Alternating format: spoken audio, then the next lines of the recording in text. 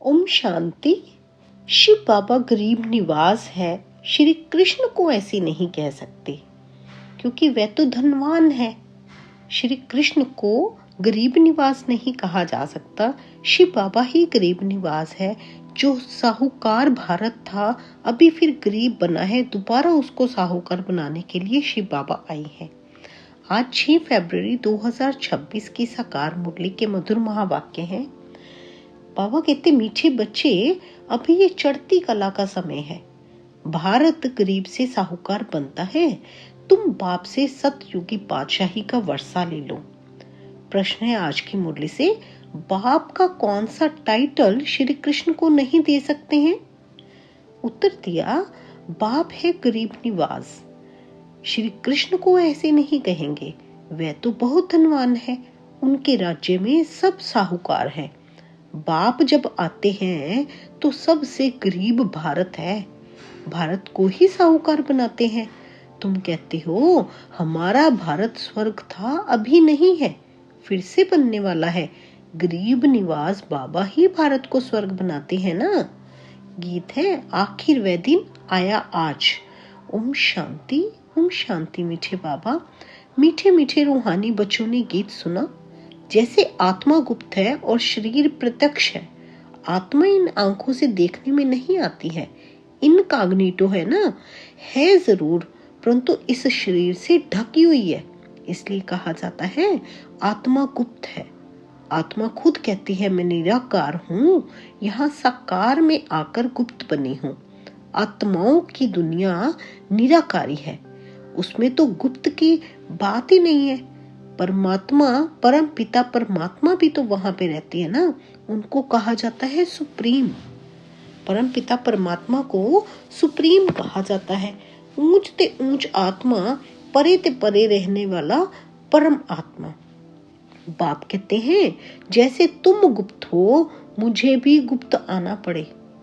मैं गर्भ जेल में नहीं आता हूँ, मेरा नाम एक ही शिव चला आता है। मैं इस तन में आता हूँ तो भी मेरा नाम नहीं बदलता। इनकी आत्मा का जो शरीर है, इनका नाम बदलता है। इनका माना ब्रह्मा बाबा का। ब्रह्मा बाबा की आत्मा का जो शरीर है, इनका नाम बदलता है। मुझे तो शिव ही कहते हैं, सब आत्माओं का बाप, क्योंकि बाबा का तो एक ही नाम चला आता है ना, शिव।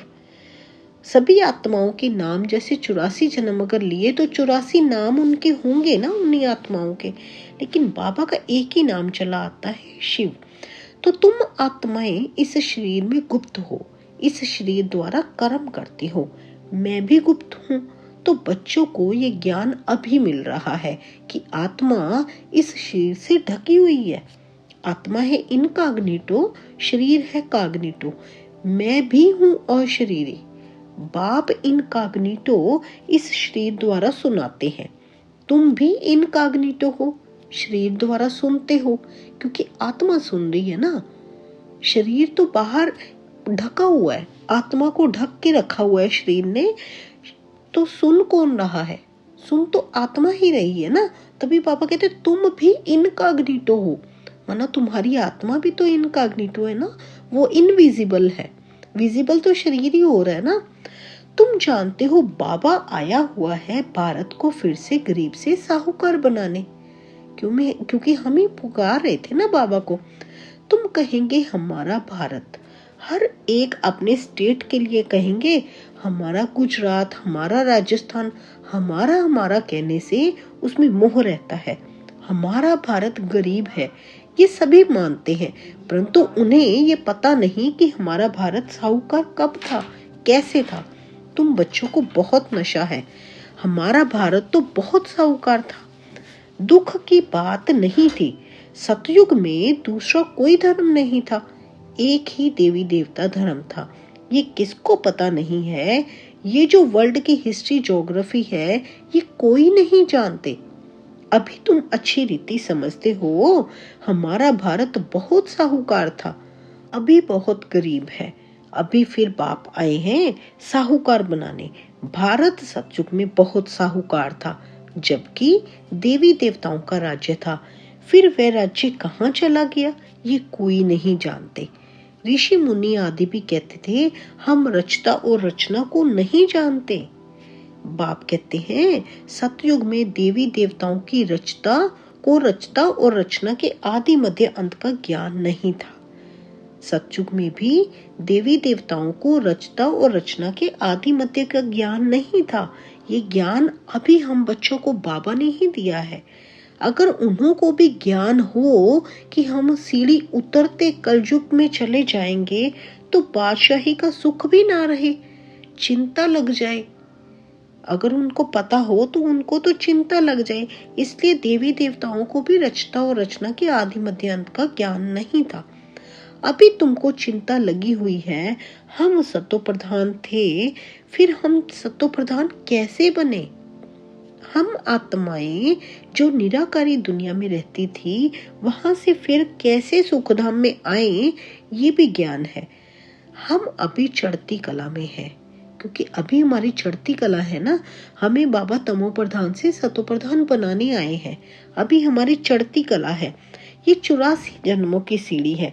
ड्रामा अनुसार हर एक एक्टर नंबर वार अपने अपने समय पर आकर पाठ बजाएंगे। अभी तुम बच्चे जानते हो गरीब निवास किसको कहा जाता है, ये दुनिया नहीं जानती। गीत में भी सुना है ना, आखिर वे दिन आया आज, जिस दिन का रास्ता तकते थे, जिस दिन की हम वेट कर रहे थे, वो दिन आ गया।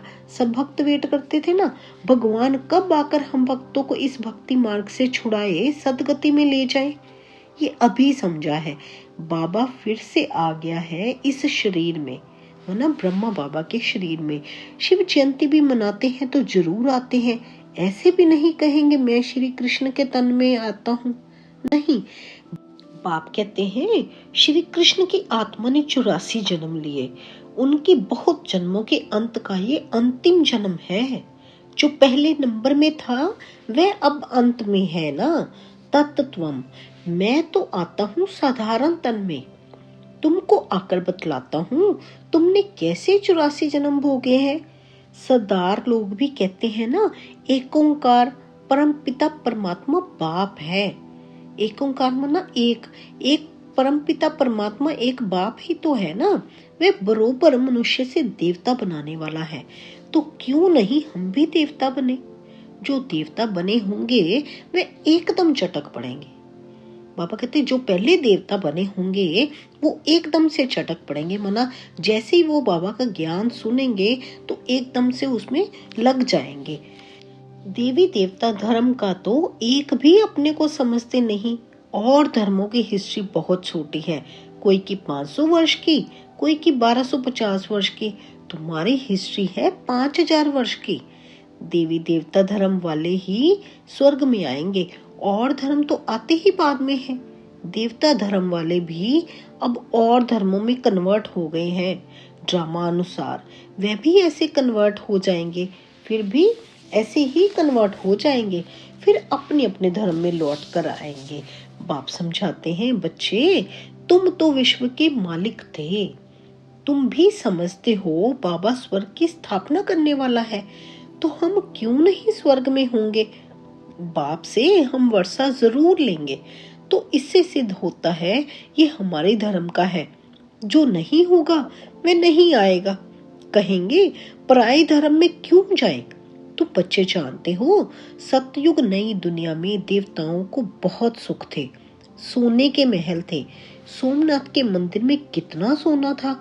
ऐसा कोई दूसरा धर्म होता ही नहीं है, ऐसा कोई और धर्म होता ही नहीं है। आदि सनातन देवी देवता धर्म ही है जो शुरू से चला आया है। 5000 वर्ष की बात है। सोमनाथ मंदिर जैसा इतना भारी मंदिर कोई होगा नहीं। बहुत हीरे जवाहरात थे। कभी और किसी जगह का सुना है मंदिर के अलावा, सोमनाथ मंदिर के अलावा? ये बातें ज्ञान मंथन करने की बातें हैं कि किसी और धर्म का सुना है कि वहां पे इतना सब कुछ था, इतने हीरे जवाहरात थे, तो वहां से किसी हिंदू उन्होंने लूटा? ऐसा कुछ भी नहीं है। सोमनाथ के मंदिर से ही हीरे जवाहरातों को लूटा गया था। 17 बार उसको लूटा गया था। पूरा बाबा ने मुरलियों में क्लियर किया हुआ है।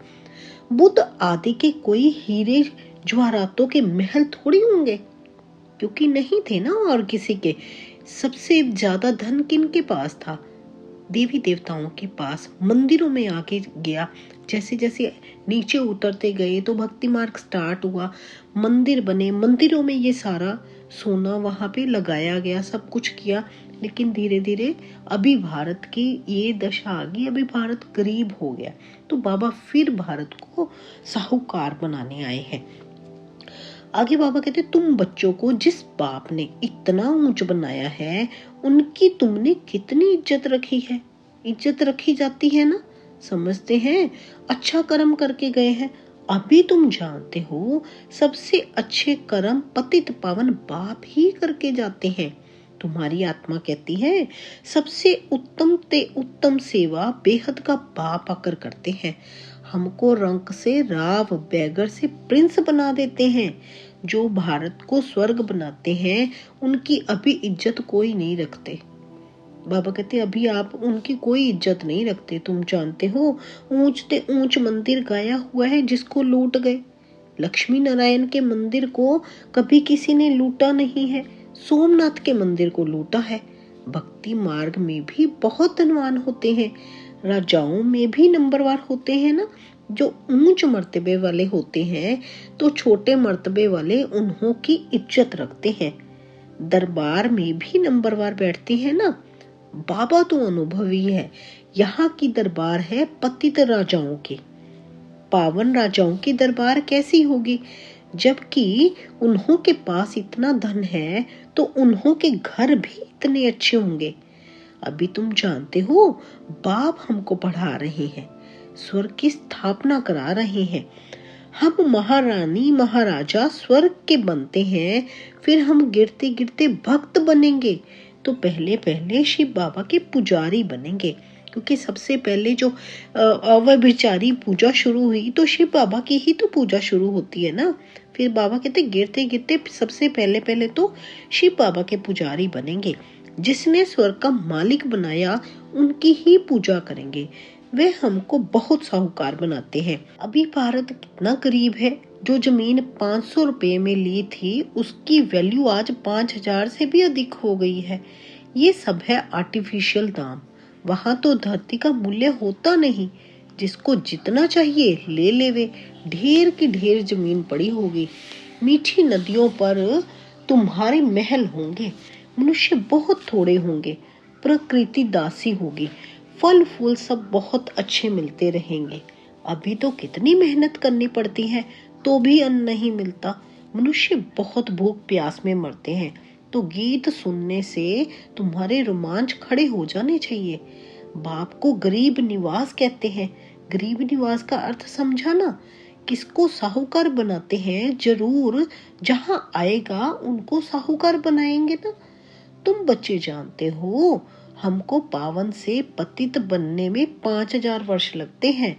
अभी फिर फट से बाबा पतित से पावन बना लेते हैं। ऊंचते ऊंच बनाते हैं, 1 सेकंड में जीवन मुक्ति मिल जाती है। कहते हैं बाबा हम आपका हूँ। बाप कहते बच्चे तुम विश्व का मालिक हो। बच्चा पैदा हुआ और वारिस बना, कितनी खुशी होती है। बच्ची को देख चेहरा उतर जाता है। यहाँ तो सभी आत्माएं बच्चे हैं। अभी पता पड़ा है कि हम 5000 वर्ष पहले स्वर्ग के मालिक थे। बाबा ने ऐसा बनाया था।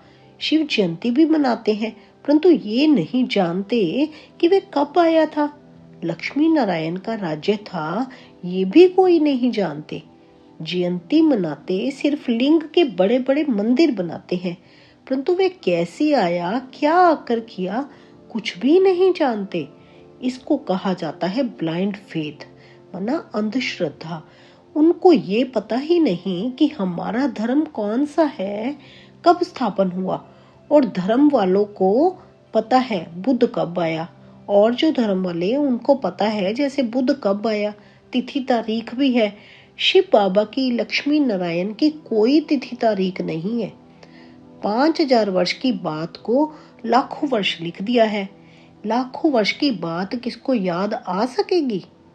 बाबा यहाँ पे प्रश्न पूछ रहे हैं कि लाखों वर्ष की बात किसको याद आ सकेगी। भारत में देवी देवता धर्म कब था? ये समझते नहीं है। लाखों वर्ष के हिसाब से तो भारत की आबादी सबसे बड़ी होनी चाहिए, भारत की जमीन भी सबसे बड़ी होनी चाहिए। लाखों वर्ष में कितने मनुष्य पैदा होते, बेशुमार मनुष्य हो जाए, इतने तो है नहीं, और ही कमती हो गए हैं। ये सब बातें बाप बैठ समझाते हैं। मनुष्य सुनते हैं तो कहते हैं ये बातें तो कभी सुनी ही नहीं, ना कोई शास्त्र में पढ़ी। ये वंडरफुल बातें हैं। अभी तुम बच्चों की बुद्धि में सारे चक्र की नॉलेज है। ये बहुत जन्मों के अंत में अब पतित आत्मा है, जो सतो प्रधान था सो अब तमो प्रधान है, फिर सतो प्रधान बनना है। तुम आत्माओं को अब शिक्षा मिल रही है। आत्मा कानों द्वारा सुनती है तो शरीर झूलता है, क्योंकि आत्मा सुनती है ना। जब कोई बात कानों में पड़ती है तो शरीर झूलता है ना, तो माना आत्मा सुनती है। बरोबर हम आत्माएं 84 जन्म लेती हैं। 84 जन्म में 84 माँ बाप जरूर मिले होंगे, ये भी हिसाब है ना। बुद्धि में आता है हम 84 जन्म लेते हैं, फिर कम जन्म वाले भी होंगे। ऐसे थोड़ी ही सब 84 जन्म लेंगे। बाप बैठ समझाते हैं शास्त्रों में क्या क्या लिख दिया है। तुम्हारे लिए तो फिर भी 84 जन्म कहते हैं, मेरे लिए तो अनगिनत बेशुमार जन्म कह देते हैं। कन कन में पत्थर भीतर में ठोक दिया है, बस जिधर देखता हूँ तू ही तू, कृष्ण ही कृष्ण। मथुरा वृंदावन में ऐसे कहते रहते हैं, कृष्ण ही सर्वव्यापी है।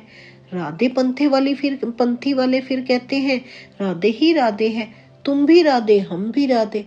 तो एक बाप ही बरोबर गरीब निवास है। भारत जो सब में साहूकार था, अभी सब में गरीब बना हुआ है। बाबा यहाँ पे पूरा क्लियर कर रही हैं कि परमात्मा सर्वव्यापी नहीं है। जैसे सभी कह देते हैं ना, इधर भी परमात्मा उधर भी, तो बाबा कहते मैं हर जगह पे नहीं हूँ। परमात्मा सर्वव्यापी नहीं है। बाबा तो गरीब निवास है। भारत जो सबसे साहूकार था, अभी सबसे गरीब बना है, इसलिए मुझे भारत में ही आना पड़े। ये बना बनाया ड्रामा है, इसमें जरा भी फर्क नहीं हो सकता। ड्रामा जो शूट हुआ वह हूबहू रिपीट होगा, इसमें पाई का भी फर्क नहीं हो सकता। ड्रामा का भी पता होना चाहिए ना। ड्रामा माना ड्रामा, वे होते हैं हद के ड्रामा, ये है बेहद का ड्रामा। इस बेहद के ड्रामा के आदि मध्य अंत को कोई नहीं जानते, तो गरीब निवास निराकार भगवान को ही मानेंगे, श्री कृष्ण को नहीं मानेंगे। श्री कृष्ण तो धनवान सतयुग का प्रिंस बनते हैं। श्री कृष्ण तो धनवान सतयुग का प्रिंस बनते हैं। भगवान को तो अपना शरीर है नहीं, वे आकर तुम बच्चों को धनवान बनाते हैं, क्योंकि शिव बाबा को अपना शरीर तो है नहीं, वो आकर हम बच्चों को धनवान बनाते हैं। तुमको राजयोग की शिक्षा देते हैं, पढ़ाई से बैरिस्टर आदि बनकर फिर कमाई करते हैं ना। बाप भी तुमको अभी पढ़ाते हैं, तुम भविष्य में नर से नारायण बनते हो। तुम्हारा जन्म तो होगा ना, ऐसे तो नहीं स्वर्ग कोई समुद्र से निकल आएगा। श्री कृष्ण ने भी जन्म लिया ना। कंसपुरी आदि तो उस समय थी ही नहीं। श्री कृष्ण का कितना नाम गाया जाता है, उनके बाप का गायन ही नहीं। उनका बाप कहाँ है? जरूर श्री कृष्ण किसी का बच्चा होगा ना। श्री कृष्ण जब जन्म लेते हैं तब थोड़े बहुत पतित भी रहते हैं। जब वे बिल्कुल खत्म हो जाते हैं तब वे गद्दी पर बैठते हैं, अपना राज्य ले लेते हैं। जब वो थोड़े बहुत पतित होते हैं, वो भी खत्म हो जाते हैं, तब श्री कृष्ण गद्दी पर बैठते हैं, अपना राज्य ले लेते हैं। तब से ही उनका संवत शुरू होता है। लक्ष्मी नारायण से ही संवत शुरू होता है, क्योंकि राधे कृष्ण ही आगे लक्ष्मी नारायण बनते हैं ना। तो तब बाबा कहते संवत शुरू होता है। तुम पूरा हिसाब लिखते हो, इनका राज्य इतना समय, फिर इनका इतना समय, तो मनुष्य समझेंगे ये कल्प की आयु बड़ी हो नहीं सकती। 5000 वर्ष का पूरा हिसाब है। तुम बच्चों की बुद्धि में आता है हम कल स्वर्ग के मालिक थे, बाप ने बनाया था तब तो उनकी हम शिव जयंती मना रहे हैं ना। तुम सबको जानते हो, क्राइस्ट, गुरु नानक आदि फिर कब आएंगे ये तुमको नॉलेज है। वर्ल्ड की हिस्ट्री, ज्योग्राफी हूबहू रिपीट होती है। ये पढ़ाई कितनी सहज है। तुम स्वर्ग को जानते हो, बरोबर भारत स्वर्ग था। भारत अविनाशी खंड है। भारत जैसी महिमा और कोई की हो नहीं सकती। सबको पतित से पावन बनाने वाला एक ही बाप है। सबको पतित से पावन बनाने वाला एक ही शिव बाबा है। अच्छा, मीठे मीठे सिक्की लधे बच्चों प्रति माता पिता बाप दादा का याद प्यार और गुड मॉर्निंग। रूहानी बाप की रूहानी बच्चों को नमस्ते। हम सब रूहानी बच्चों की रूहानी माता पिता बाप दादा को गुड मॉर्निंग, नमस्ते, ओम शांति। शुक्रिया मेरे बाबा, शुक्रिया। धारणा के लिए सार है, ड्रामा के आदि मध्य अंत का ज्ञान बुद्धि में रखते हुए सब चिंताएं छोड़ देनी है। एक सतो प्रधान बनने की चिंता रखनी है। गरीब निवास बाबा भारत को गरीब से साहूकार बनाने आया है। उनका पूरा पूरा मददगार बनना है। अपनी नई दुनिया को याद कर सदा खुशी में रहना है। वरदान है आज की मुरली में हम बच्चों के प्रति, दिल में सदा एक राम को बसाकर सच्ची सेवा करने वाले माया जीत विजयी भव। हनुमान की विशेषता दिखाते हैं कि वे सदा सेवाधारी महावीर था, इसलिए खुद नहीं जला लेकिन पूंछ द्वारा लंका जला दी। तो यहाँ भी जो सदा सेवाधारी है वही माया के अधिकार को खत्म कर सकते हैं। जो सेवाधारी नहीं वे माया के राज्य को जला नहीं सकते। जो सेवाधारी नहीं है, जिन्होंने आगे सेवा ही नहीं करते हैं, तो जो माया के राज्य को वो जला नहीं सकेंगे। हनुमान के दिल में सदा एक राम बसता था, तो बाप के सिवाय और कोई दिल में ना हो। तो आपके लिए भी बाबा कह रहे हैं, तो बाप के सिवाय और कोई दिल में ना हो, अपनी देह की स्मृति भी ना हो, तब माया जीत विजयी बनेंगे। बाबा कहते ना, देह सही देख के सब संबंध छोड़ एक बाप को याद करना है। तो देह की स्मृति भी ना हो तब माया जीत विजयी बनेंगे। विजयी तो तभी बनेंगे ना। स्लोगन है आज की मुरली में, जैसे आत्मा और शरीर कंबाइंड है, ऐसे आप बाप के साथ कंबाइंड रहो। बाबा हर समय आपके साथ रहे, ऐसी स्थिति अपनी बनानी है, तभी आप कंबाइंड स्थिति अनुभव कर सकेंगे। अव्यक्त इशारे हैं, एकता और विश्वास की विशेषता द्वारा सफलता संपन्न बनो। संगठन में हर एक की विशेषता को देखना, विशेषता ही ग्रहण करना और कमजोरियों को मिटाने का प्रयत्न करना, यही विधि है एकता का संगठन मजबूत करने की। जैसे आप सबका उठना, बोलना, चलना एक जैसा है, या सबकी एक जैसी बातें, एक ही गति, एक ही रीति, एक ही नीति है, ऐसे ही संस्कार भी समान दिखाई दे। भिन्नता होते भी एक दो में विश्वास रख, सबके विचारों को सत्कार दो, यही एकता का आधार है। भिन्नता होते भी एक दो में विश्वास रख, सबके विचारों को सत्कार दो। वरना जो भी कोई विचार आगे रख रहा है उनको भी सत्कार दो, यही एकता का आधार है। कभी भी अपनी नहीं मनवानी, सबकी बात सुननी और सबको आगे सत्कार देना है। इसलिए बाबा कहते अपने ऊपर ध्यान देना है कि मैं कितना पावन बन रहा हूँ। बाबा हमें पावन बनाने आए हैं, क्या मैं अपने ऊपर ध्यान दे रहा हूँ? क्या मैं अपने ऊपर पूरा ध्यान दे रहा हूँ? इन बातों को चिंतन करना है और बाबा की याद में रहना है। बाबा ने जैसे कहा है ना कि जैसे आत्मा और शरीर कंबाइंड है, ऐसे आप बाप के साथ कंबाइंड रहो, ऐसी स्थिति अपनी बनानी है। अच्छा जी, शुक्रिया मेरे बाबा, शुक्रिया। ओम शांति, ओम शांति।